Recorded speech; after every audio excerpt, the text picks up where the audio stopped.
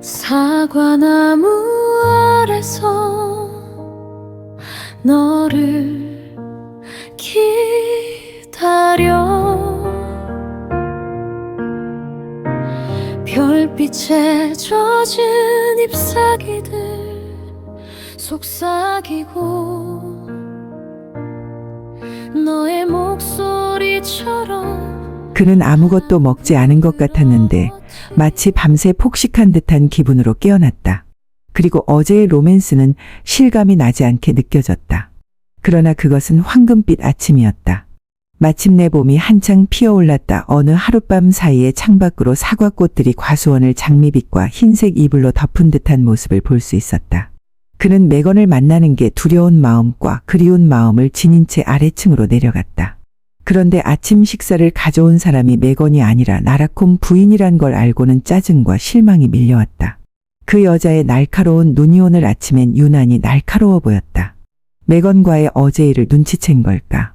어젯밤에 달과 산책하셨군요, 애셔스트 씨. 저녁은 어디서 드셨어요? 애셔스트는 고개를 저었다. 우린 당신을 위해 식사를 준비해뒀는데 아마도 당신은 머릿속이 너무 복잡해서 그런 건 생각조차 못했나 보군? 그녀는 그를 조롱하고 있었을까? 서부 지방의 억양이 스며들었음에도 여전히 웨일스 특유의 날카로움을 간직한 그 목소리로 그녀가 알기나 했을까? 그리고 그 순간 그는 생각했다. 아니, 안 돼. 나는 여기서 빠져나갈 거야. 이런 끔찍하게 어색한 상황에 스스로를 몰아넣지 않겠어. 그러나 아침 식사 후 맥건을 보고 싶은 갈망이 시작되었고 매분마다 커져만 갔다. 동시에 그녀에게 무슨 말이 전해져 모든 것을 망쳐버렸을까 하는 두려움도 함께였다. 그녀가 나타나지 않았다는 사실, 단 한 번의 모습조차 보여주지 않았다는 사실이 불길하게 느껴졌다. 그리고 어제 오후 사과나무 아래서 그렇게 중요하고 몰입하며 짠사랑의 신은 이제 너무나 하찮게 느껴져서 그는 그것을 찢어 담배 찌꺼기처럼 말아버렸다. 그녀가 그의 손을 잡고 입을 맞추기 전까지 그가 사랑에 대해 뭘 알았단 말인가. 그런데 지금 그가 모르는 게 뭐가 있겠는가. 하지만 그걸 글로 쓰려니 그저 시시하게 느껴졌다. 그는 책을 가지러 침실로 올라갔고 심장이 격렬하게 뛰기 시작했다.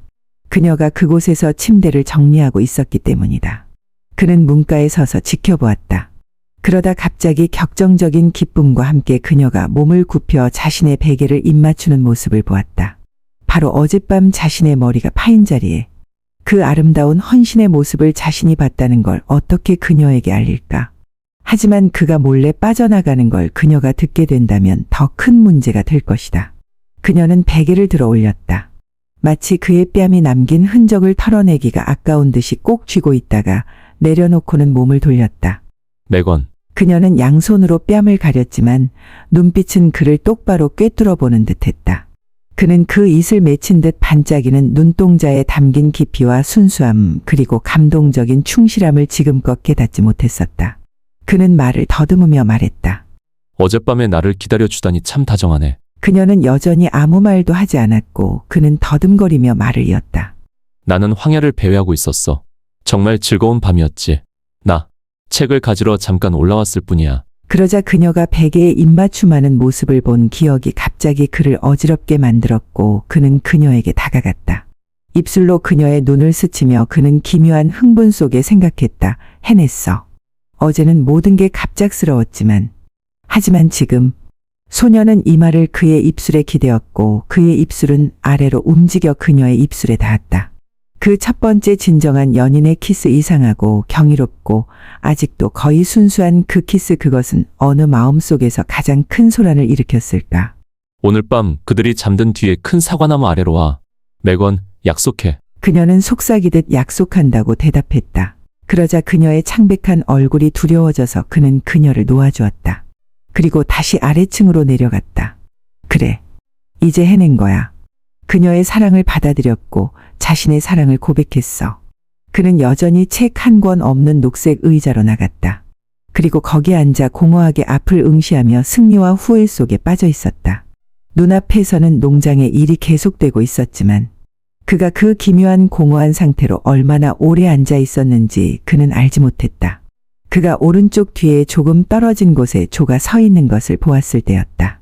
조는 밭에서 힘든 일을 하고 온 듯했고 발을 동동 구르며 서서 숨을 거칠게 쉬고 있었으며 얼굴은 지는 해처럼 붉게 달아올라 있었고 파란 셔츠에 걷어 올린 소매 아래로 드러난 팔은 익은 복숭아의 색깔과 털이 난 듯한 윤기를 띠고 있었다.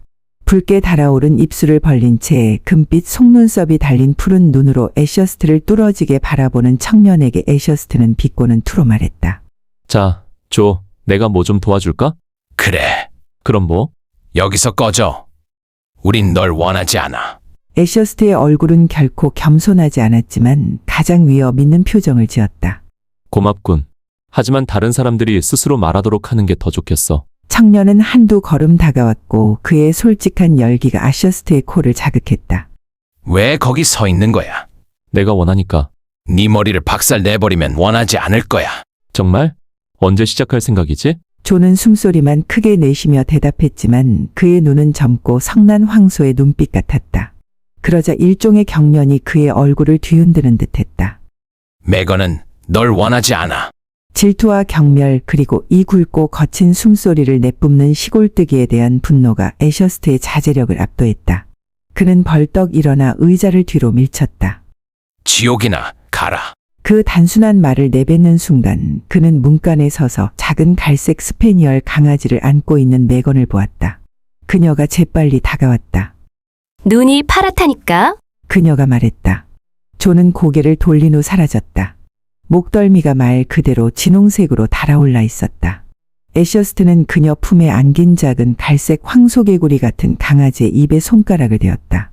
그녀에게 기대어 있는 모습이 얼마나 포근해 보이는지. 벌써 너를 좋아하네. 아, 매건, 모든 게 너를 좋아하는구나. 조가 무슨 말 했는지 말해줄래요? 내가 여기 있으면 싫다고 가라고 했어. 그녀는 발을 구르더니 애셔스트를 올려다보았다. 그 경외의 찬 시선에 그는 마치 나방이 날개를 태우는 걸 본 듯 신경이 떨리는 걸 느꼈다. 오늘 밤, 잊지 마. 그녀는 알았다는 듯 고개를 끄덕인 후 그리고 강아지의 통통한 갈색 몸통에 얼굴을 파묻은 채 집 안으로 슬며시 들어갔다. 애셔스트는 길을 따라 걸어 내려갔다. 들판 입구에서 그는 절뚝거리는 남자와 그의 소들을 마주쳤다. 날씨 참 좋네, 짐. 아, 풀 자라기엔 좋은 날씨지요. 올해는 물풀의 나무가 참나무보다 늦게 싹 트네. 참나무가 물풀의 나무보다 먼저라면 애셔스트가 무심코 물었다. 집시 유령을 봤을 때 어디 서 있었어요, 짐? 그 큰 사과나무 아래였을 거야. 정말 거기 있었다고 생각해요? 절름발이 남자가 조심스럽게 대답했다. 확실히 거기 있었다고 말하기는 어렵네. 내 생각엔 거기 있었던 것 같아. 그걸 어떻게 생각해요? 절름발이 남자는 목소리를 낮췄다. 사람들은 옛 주인 나라콤 씨가 집시 혈통이라고 말하더군요. 하지만 그건 중요한 건 아니에요. 집시들은 자기 동족을 지키는 놀라운 사람들이니까요. 아마도 그가 떠날 거란 걸 알고 이 녀석을 동행으로 보낸 걸지도 몰라요. 그게 제가 생각해 본 거예요. 그 녀석은 어떻게 생겼어요? 얼굴에 털이 잔뜩 나 있어서 그리고 이렇게 움직였지. 마치 바이올린을 켜는 것처럼. 사람들은 유령 같은 건 없다고 하지만 나는 어두운 밤에 이 개 털이 쭈뼛 서는 걸 본 적이 있어. 내가 아무것도 못 볼 때 말이야. 달이 떴었나요? 그래, 거의 보름달이었어. 하지만 막 떠오른 참이었지. 나무 뒤로 황금빛으로.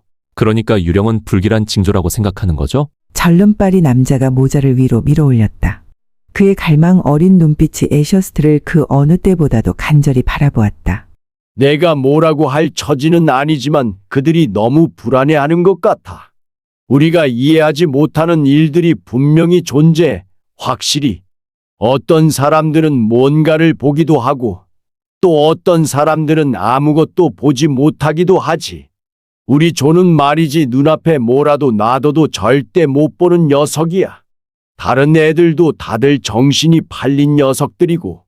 하지만 우리 매건을 데려가면 분명히 볼 거야. 그 이상도 말이지. 내가 잘못 본 게 아니라면 말이야. 그녀는 예민하니까요. 뭐라고요? 모든 걸 다 느끼는 거죠. 아, 정말 사랑이 넘치는 분이군요. 얼굴이 달아오르는 걸 느낀 애셔스트가 담뱃집을 내밀었다. 담배 좀 할래요, 짐. 감사합니다, 선생님. 그녀는 정말 특별한 것 같아요. 그럴 것 같아요. 애셔스트가 짧게 말하며 주머니를 접어들고 걸음을 재촉했다. 사랑이 많은 마음. 그래. 그런데 나는 지금 무엇을 하고 있는 걸까? 이 사랑이 많은 마음을 가진 소녀에게 내 의도는 무엇일까? 그 생각은 그를 따라다녔다. 그는 그날 아침의 입맞춤과 오늘 밤 사과나무 아래에서의 만남을 생각하며 정신이 반쯤 나간 상태였다. 오늘 밤. 그가 생각했다. 보이지 않는 손의 부드럽고 끈질긴 손가락 아래 땅속에서 모든 것이 솟아오르고 펼쳐지듯 그의 마음과 감각도 밀려나고 펼쳐지고 있었다. 그는 일어나 산사나무 가지 하나를 꺾었다.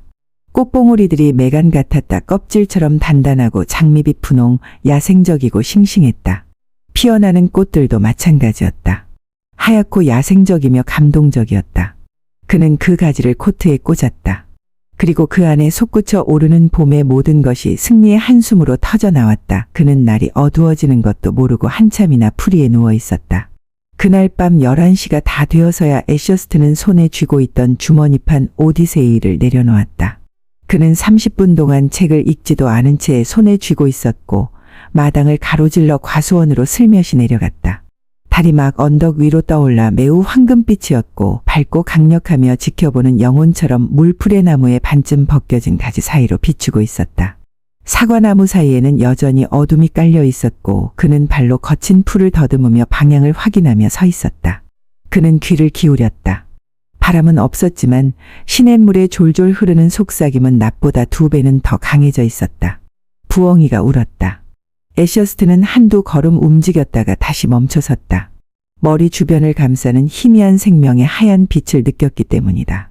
어둡고 움직임 없는 나무들 위에는 셀 수 없이 많은 꽃과 꽃봉오리들이 모두 부드럽고 흐릿하게 기어오르는 달빛에 의해 생명의 마법에 걸려 있었다. 그는 기묘한 동행감을 느꼈다. 마치 100만 마리의 하얀 나방이나 영혼들이 어두운 하늘과 더 어두운 땅 사이로 날아와 내려앉아 그의 눈높이에서 날개를 열고 닫고 있는 듯한 느낌이었다. 그는 살아 움직이는 가루 같은 하얀 빛으로 뒤덮인 줄기와 가지의 덤불 사이를 지나 큰 사과나무에 다다랐다. 어둠 속에서도 분명히 알아볼 수 있었다. 다른 어떤 나무보다 키와 크기가 거의 2배나 되고 열린 초원과 개울 쪽으로 몸을 기울이고 있었다. 빽빽한 가지 아래에서 그는 다시 멈춰서서 귀를 기울였다. 그녀가 올까? 오지 않을까? 그녀가 오지 않는다면 오히려 안도감이 들지 않을까? 하지만 그는 계속 귀 기울이고 있었다. 그는 꽃잎 한 조각을 뜯어 가까이 대었다. 꽃잎은 3장이었다. 과수나무 꽃을 뜯어내다니 부드럽고 신성하며 어린 꽃을 그냥 내던지다니. 신성모독이다. 그때 그녀는 마치 나무 사이를 스치는 정령같이 다가왔다. 소리를 내지 않고 움직이는 모습은. 그러자 그는 그녀가 아주 가까이 있는 것을 보았다. 어두운 실루엣은 작은 나무의 일부였고 하얀 얼굴은 그 꽃의 일부였다. 너무나 고요히 그를 향해 살피고 있었다. 그는 속삭였다. 메건. 그리고 손을 내밀었다. 그녀는 달려와 곧장 그의 가슴에 안겼다. 그녀의 심장이 자신의 가슴에 부딪히는 것을 느낄 때 애셔스트는 기사도적 감성과 열정의 감정을 온전히 깨달았다. 그녀가 자신의 세계 사람이 아니었기에 순수하고 젊고 무모하며 맹목적으로 사랑하고 무방비 상태였기에 어둠 속에서 그가 그녀의 보호자가 되지 않을 수 있었겠는가. 그녀가 순수한 자연과 아름다움 그 자체였고 살아 숨쉬는 꽃처럼 이 봄밤의 일부였기에 그가 그녀가 주는 모든 것을 받아들이지 않을 수 있었겠는가. 그녀의 마음과 자신의 마음에 깃든 봄을 이루지 않을 수 있었겠는가.